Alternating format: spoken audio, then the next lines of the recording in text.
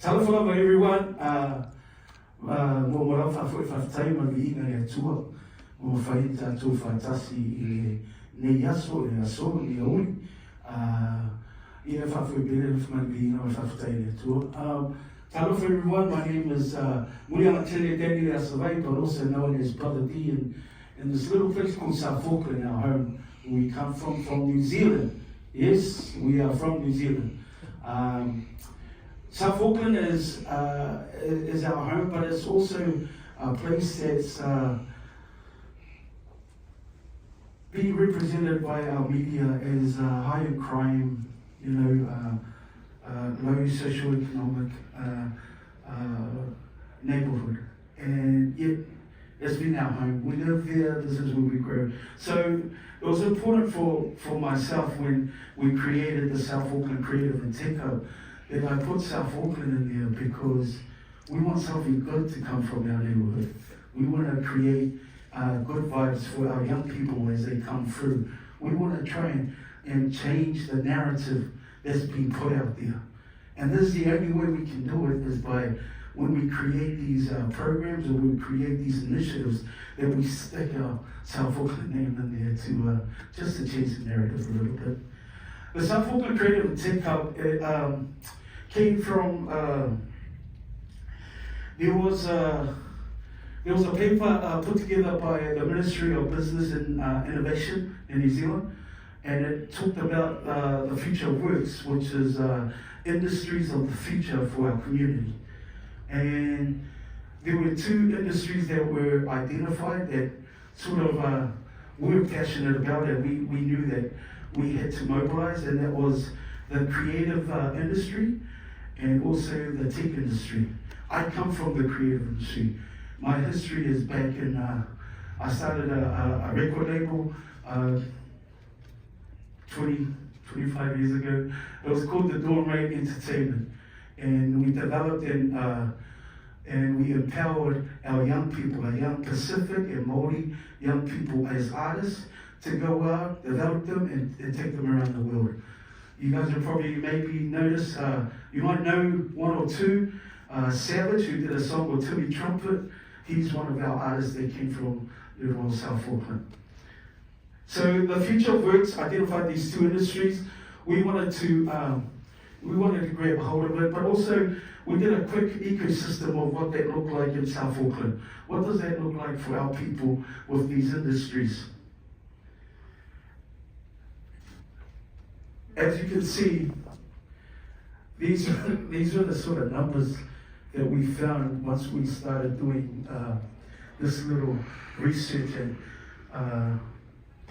yeah, I don't know how that looks to you guys, but when I first ran into these numbers 3 years ago when we first started, that was lower than 3%.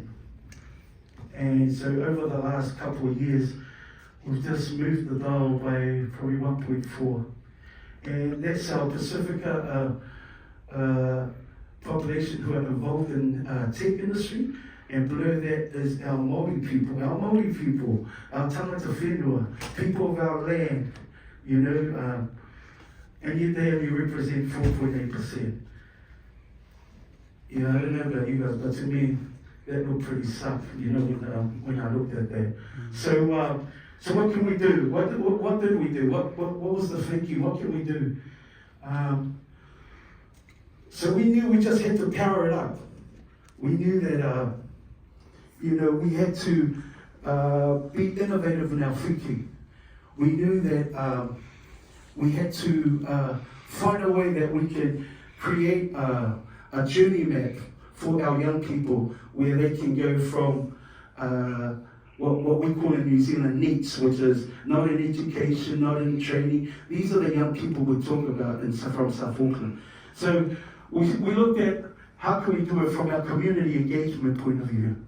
And as you can see up there, we thought about how can we get them weekly. In actual fact, one of the biggest things that came from our research was the accessibility of our families and our young people to good technology.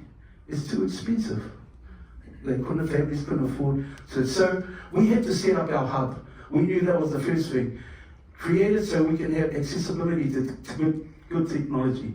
And through that, we're able to run our after-school game club, which we run weekly. We run a weekly game club for our young people from the age of 7 all the way through to 18.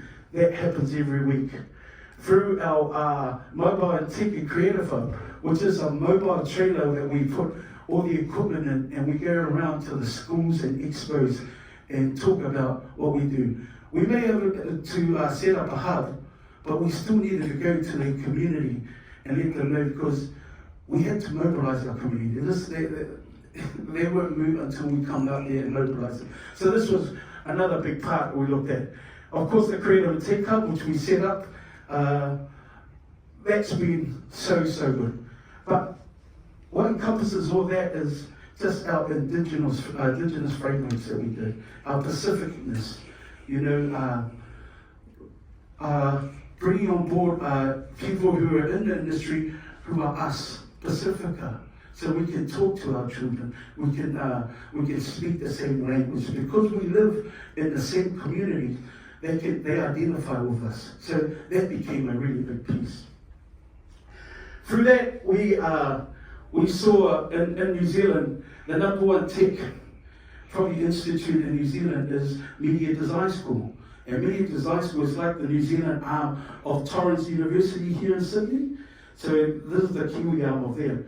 So we approached them and we said, we want to upskill our young people, but we don't want to send them to the city because they're based in the city. We're about to say, well, it is in the city, because some of our kids find it hard just to get to the city to go to school. So we said we wanted to set it up here, but would you guys mind if we do it through online, and you guys can come in and teach our young people? So they loved the idea. The CEO, Ruth Cooper, was so awesome in allowing us to have this partnership, because she saw the value. Because even at Media Design School, they had very minimal intake of Pacific young people and also Māori young people.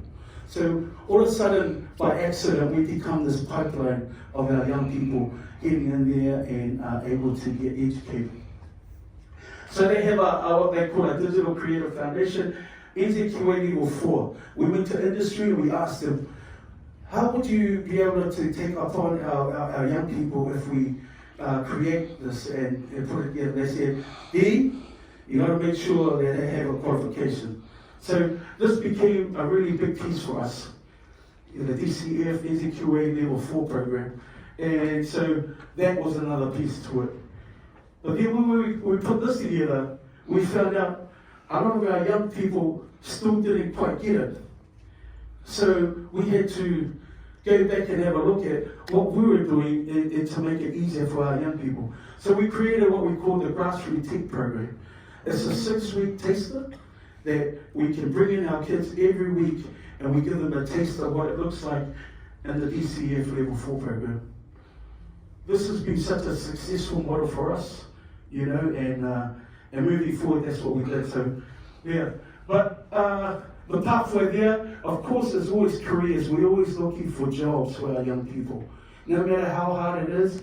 And we also managed to look at internships. This is a big piece, because a lot of our young people have never done internships before.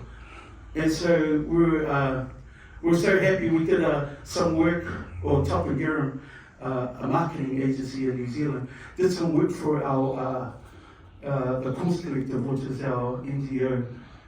And then when they saw what we were doing, they said, would you like to bring some of your young people through there? How would that look like? What would it look like to you? And I said, that's absolutely massive. It's exciting for us, but you got to understand our young people are very shy, and they don't just want to walk in there because, just different environments. I'm sure you guys will understand that piece. So we created a 6-week internship that our young people can go. We take them along and we see it, and then they give us feedback exactly how they feel about the whole thing. So that's been going on really well. It's a new piece for us. But these figures here, I think I just really wanted to highlight. Through our community engagement, we've only been running for the last 12 months. It's taken us 2 years prior to that to set this up. We'll talk about funding a little bit later, about how hard it's been, but these are just the challenges that we have. However, through those challenges, these are some great news for us. Through our community engagement, we managed to touch 2,500 young people. 2,500 young people. This is through our after-school program, our mobile tech hub, and also our hub out in South Auckland. 82 people have come through this piece here through our programs, and which is awesome for us, because it's like, yeah, we're finally moving it along.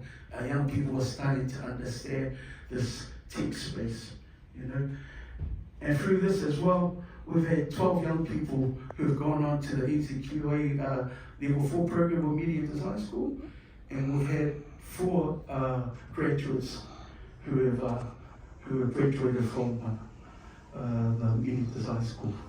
So, yeah, that's a little bit about how we wanted to power up our Pacific community, our young people, and just give them an insight and a highlight of what it looks like for them in some of these industries of the future.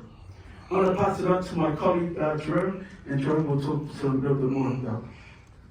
Tahoe everyone, I'm Jerome Ika, and when people were asking me about the presentation, and I said I was holding these bags and busking outside of the conference room. As you can kind of see, we've really tried to work about ensuring about the learner, and as you also can kind of grasp, needs non-employment educational training. And a lot of these kids have really complicated lives, and for us, even being able to take them from post-COVID, a lot of them like sitting at home, gaming, Netflix, a lot of our things that we had to do was about strategy to reaching our community. And so taking them from that to being able to give them the level 1, level 2 numeracy literacy, bringing their parents to the graduation, and the parents are just mighty proud.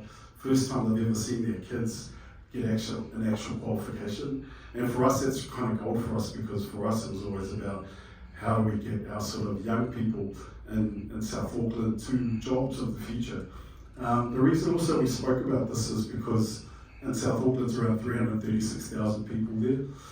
It's 42% are Pacific people, and a lot of them are, the average age is around 23, 24. We've got a very young population. And so one of the things we also did was just with our mobile hub, is we went from school to school, community, sports clubs, but even just being able to sort of meet the needs of our community, we ensured that it was out there. Like we spoke about CBDs over here. It's like Sydney here, Western Sydney over there. CBD was in Auckland near Ponsonby, and South Auckland is like, it's a home for us, but once the industrial migration came in some of the factories, our parents moved from Greyland to, it's like moving from Balmain to Western Sydney. It was the kind of urban migration, or even the industrial migration, where they all moved us to South Auckland. But we're really proud of that, because where we see there are challenges, there are also opportunities. And so when we speak about the Indigenous innovation, one of the things that we noticed was it's not only about the clinical lens, but it's also about the lived experiences. So we've got our pastoral care team. A lot of these kids, we're so proud of it, because there's around about 95 to 98% completion rates. And as we know, even with some of our kids, it's hard enough trying to keep them in the course for one day and get them out of bed the next day.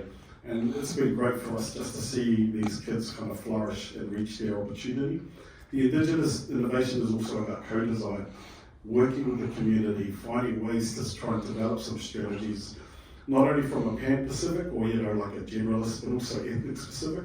Our Tongan, Samoan, Cook Island community, even getting into the churches, we've been able to sort of sit down with some of our church leaders and say, listen, how do we get those kids at the back there become the next sort of, sort of Lord of the Rings, Jackson sort of person. And it's always been about going from zero to hero, but seeing the potential in a lot of our kids. What we've also noticed is there are similarities, like within South Auckland and even Western Sydney, looking at the demographics, young Pacific population, even in looking at Ipswich and Logan, same thing. But one of the things that we have seen is a I've tried to use it as our kids, your future, and we've started to see the demographic shift within Aotearoa, New Zealand, but even in Australia about a young Pacific population, but even sort of aging workforce with some of our baby boomers after the Second World War. And for us, it is about making sure we can make a global impact with some of our young people. And our kids, you know, we're starting to see them on the socials. We've got kids from local communities like Uske, who was just a kid from Papakura in South Auckland, and now he's got like about 1.3 million followers. But because he understands the importance that social media and technology actually evens the playing field, but we also want more of those people. We want like 20, 30, 40 of those kids, so they can start to also look at some of our interns about monetizing, about being able to be entrepreneurial, being able to hustle and say, hey, listen, what I'm doing now, I can actually enjoy that and actually be paid for it. So the Indigenous innovation for us has been really important for us. But one of the things we spoke about is the whole digital divide. And you know, the word digital divide's been used since the 90s, and they used it with the phones. But as we know, the technology's progressed, but they're still using the words around those who have access to modern technology and then those who don't. And even with us during post-COVID, we knew our kids had already sort of on the back foot, but you know, we had kids that were locked down, they didn't even have Wi-Fi. And even in terms of working through some of our kids' education, there was a whole disruption in there. And for us, we're just wanting to make sure that they don't meet the AI divide and that they are ahead of the game. We've always been really proud, but we want to give them the best. And we've always been really sort of excited with some of these kids and the way that they've developed. A lot of them also, there's some that leave school as you know, as early as like 14, 15. So in New Zealand, the Education Act makes so that they have to stay in school until like March.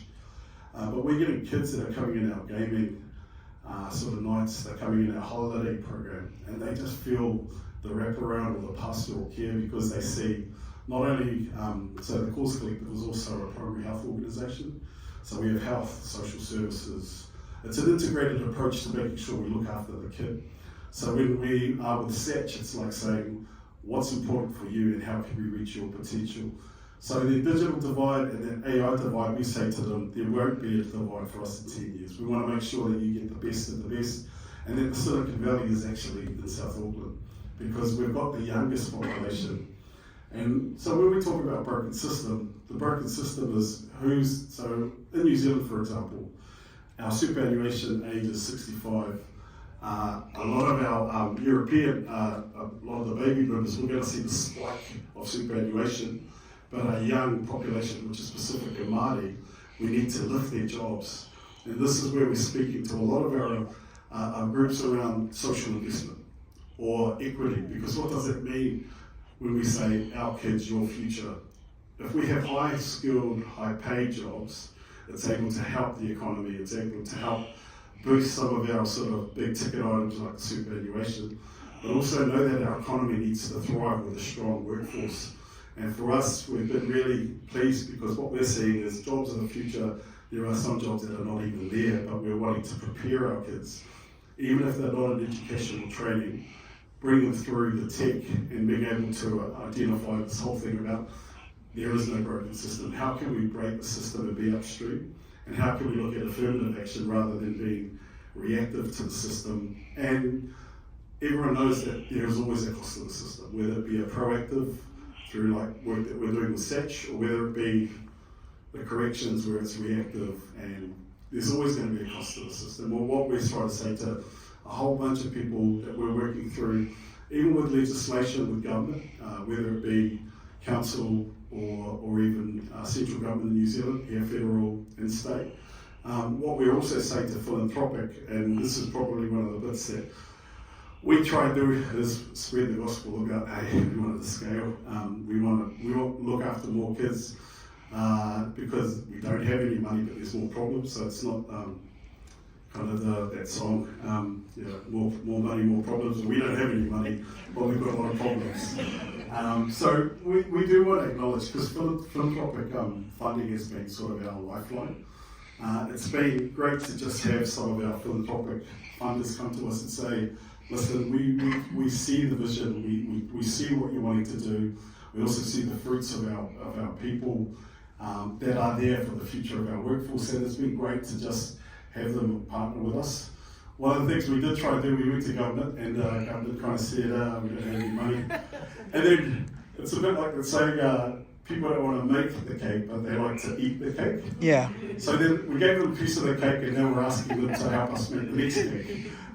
But the other bit is also the commercial revenue and looking at private sector. And it's always been an aspiration for us to look at things like taking our kids to Google and Facebook and Microsoft, because our kids deserve the best. When they see that, we're global citizens now. We're not just kids in South Auckland. We're not just kids in Papakura, Māngere. See one of the brothers that we met yesterday, he's from Māngere too. We're global citizens, and just like everyone else, we want our kids to kind of go from zero to hero, because we want them to reach their potential. So, we do have our contact details there, but it's something that we're really passionate about. And, as Brother D mentioned, he sort of ran a record label, and I was part of a marketing agency and some other stuff. But we know that our community is important for us, and if we don't look at that social investment model, then we're going to look at something else. And we just, met Cameron in the sort of green room as well. There's so many good people doing good things, but it's about us also looking at scale to be able to sustain and be able to do the good work we're doing. So I hand it back over, because like I said, I'm just holding his bag of basket, so I'll leave it to close. Yeah, thank you, Danny Handler. But yeah, like Jerome said, we're professionals in our own right, but home is still home, and we wanted to make sure that our young people, like our children, they don't miss out on these opportunities. And why should they? They have a right. Jerome said, we're global citizens, we shouldn't let the environment we grew up in hold us back. We've been around the world, we see what it's like. We're here at South by Southwest, It's a great, and it's a privilege for us, but we want to pass that on. We want to make sure that they have a platform that they can jump off of as well, So, just to finish off, we're just thankful. Thank you very much. I hope, what we've put together, and presented today, it might be some sort of takeaway for you all. We're so happy we met some Kiwis here as well. We weren't too sure. We met some of our Pacifica brothers as well. But also, this is our champion sitting right in front of you. Yeah. Melda, thank you very much for all the help that you've been giving us and the confidence. We come here into Sydney, it's not an easy thing for us, because we're used to New Zealand, but to be able to come here and meet great people like Imelda, who's guiding us along and just showing us like, oh, this is there, we need that, because we want to feel confident while we step around and do some mahi here in Sydney as well, and all of Australia, because we understand the growing numbers of our community that are coming here. The migration story has always been, go to New Zealand, but now everybody's coming to Australia. And so we want to make sure that we can prepare something for them, that they have something that they can walk into and be proud of, that looks like something that they have from back home. That's what we want to try to do. So thank you very much. Thank you for the opportunity. Thank you for listening. But yeah, we've got about 3 or 4 minutes left. If you guys have questions, we can, because we know there's quick turnarounds in here. So if you guys have any questions, please don't be shy. There's a lot of well-connected people in the room here. What do you guys need that you might want to put out as an ask? You mentioned Google and Apple. Is there anything you guys want to throw out there for the audience? Yeah, so that's sort of I'm sort of multi-year, multi-category. So whether it be government relations or private sector or philanthropic, I can kind of get that into the detail. But when we're talking about that overarching support, we want people to reassure that it's hitting the ground, because sometimes when funding comes through, it gets kind of clipped all the way down. But this is like a great example of devolution where the money gets to community. But the community and the social impact and the social return of that will be double, triple, quadruple the money that's invested. So we do look at those sort of long-term agreements because at least we can plan for all the kids that are coming through. And like we've said, we've got really young, a lot of young people coming through, and a lot of them are also starting to feel the pinch. So yeah, no, we'd love to connect with whoever's in the room that can help us. But even some of the discussions we'll have with the Maora, you know, one of our sort of matriarchs, but also really big advocate for the Blackbird community. But also we're part of the Oceania diaspora, which is the Pacific Ocean, which encapsulates Melanesia, Micronesia, and Polynesia. And sometimes we kind of get wedged because Papua New Guinea was part of Australian state, and Samoa and Cook Islands and Niue is part of the Pacific Rim of New Zealand. So they're all kind of, and then French Polynesia, but we're actually just part of the Oceania diaspora. So we want to work together to look after our people, but also with the scale of this, we'd love to do tech hubs back in our own homeland, so whether it be Samoa, the Cook Islands, Tonga, because our kids, they're all on Facebook now, they're all doing Insta, the oldies are on Facebook, Insta and TikTok are the ones that are starting to move, but yeah, we'd love to talk to people and support, but the scale is always around. We don't want to overpromise our kids and then not deliver. But that comes down to budget and being able to sustain the vision and be able to push for further, like even just trips for some of our kids that have come from needs as well, seeing all that work. I just loved this presentation and I'm so excited to work with you and I'm honoured actually to be a part of moving forward, right? So, but also my only other thought is, okay, so our young people are learning this tech, but what about our elders? And how does that also translate and support vulnerable communities? Well, I know we're going to take you to New Zealand one day, Melda. Yeah. We're going to take you to South Auckland. At our hub, we just, as you can see, we've only built this in the last 2 to 3 years. And like Jerome said, we could only do it like we're being on steroids because of some of the philanthropists. And you will probably, for the Kiwis in the house, you will see, some of these organisations who've been big in New Zealand, like the Tyndall Foundation and, Sky City Community Trust. And so without their help, we will never, ever be able to be at this point, But talking about, so now we have this hub. And during the day we go, but in the evenings in Melbourne, that's exactly what we're going to do. Great. We're about to open up our doors in the evening, and we're going to get our elderly coming. Great. And they learn. Because it's absolutely right. Our elderly need to understand this technology today because they're the ones that's looking after these young people. Mm. So they need to know the safety around it. Yes. And so forth. So great. Thank you so much, Brother Dean Jerome, for sharing that story. It's so wonderful to hear that you have this initiative and that you are coaxing young people who are shy into these potentially intimidating spaces and creating these pathways. So if you can help empower, fantastic. If you know people who can help empower, spread the word, everybody. In the meantime, if you'd like to continue the conversation, I invite you to do so right outside. And in 15 minutes, we'll have another session, and that'll be on revitalizing first languages.